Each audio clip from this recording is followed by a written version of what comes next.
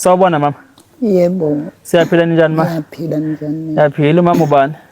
Umama uManhleko. Manhleko. Yebo. Kephi?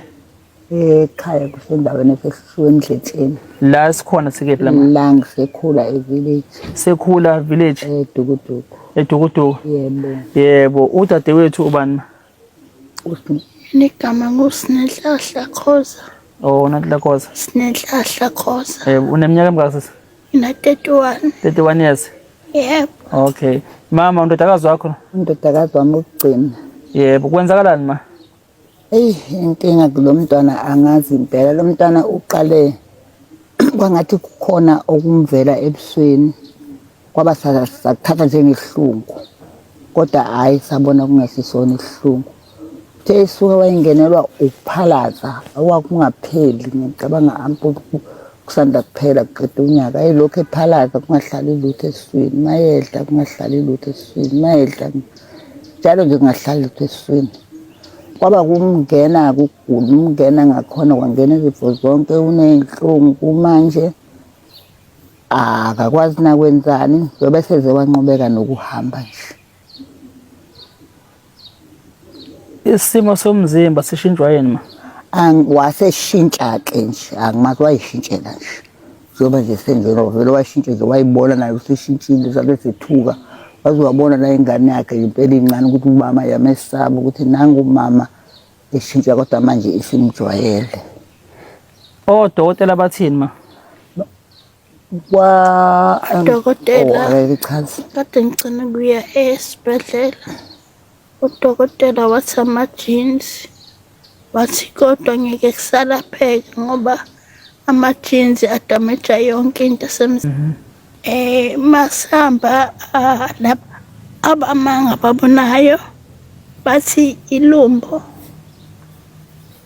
cause baningi abantu sesibahambile kodwa futhi nakhona basisiza. Abanye bathi ngathwetshulwa abanye bathi ngathweswa isilwane. Omunye uthi ngakhozi nginane isigaxa siqhoboshile nje la engazi ukuthi sani. Omunye wathi ilumbo ngakuthola kumuntu engangikade ngithandana naye. Shuthi wayekade ecushiwe waqamba amanga ukuthi akanayo umuntu kanti unayo umuntu. Okay. South Africa sisenyangeni yeAfrica Month okuyinyanga ke yase-Africa la khona ke kubongazwa ke izwekazi lase-Africa ke so ke kuningi kodwa kwenzeka kuyemgubho ke eyenziwayo ke kuhlelwa nawo uhulumeni ngokwamazwe abo ngokuhlukana ukuthi kugujwe ke iAfrica. Thina ke njengenhlangano ithweleni sike sahlela ukuthi ke asike sibe neprogram esoba ngomhla ka-27 kulenyanga la khona sizoveza ke abantu abagulayo ngezifo ezahlukahlukene ngoba ke kuvele lokho ukukhuluma ukuthi ke uma siposta umuntu uzobe sabe naye ilumbo leli la ngaphandle oxa ukuthi ke uma kuyilumbo la ngaphandle silapha kanjani.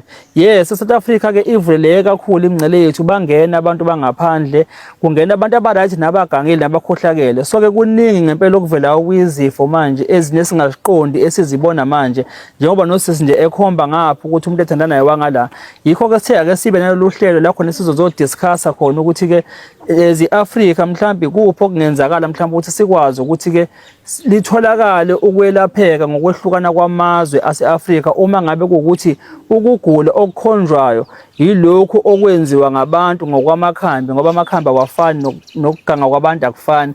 Sibingelela ngenzeka siyacela uqala ukungena kuleli khasi lethu uchafa for subscribe button kule channel yethu Umgosi 2 wenganza kwethu ke udaba ke lukasisi osemncane olinganiselwa kuma 30s ngane zakwethu ebukeka njengogogo osemudala. Abanye ke bathi ke lento isifo esingalapheki abanye ke baveze nje izinto lesingesiqinisekise kakhulu sokuthi lona wabasebudlelwaneni nomuntu wokufika kodwa ke lokho kushiwo inyanga thizene ekuthiwa ke yiyo ke eyathi ilumbo lele alithola kumuntu abethandana naye ongowokufika. Zingane zakwethu ke lokho ke kodwa ke ezinsukwini ke usisi ke ukuphikile lokho wathi akakuthandi lokho okushiwoyo ngoba yena kaze athandane nomuntu ukufika zingane zakwethu, kepha-ke nje isigulo nje esimhlaseleke. Kodwa-ke abaningi bayazama-ke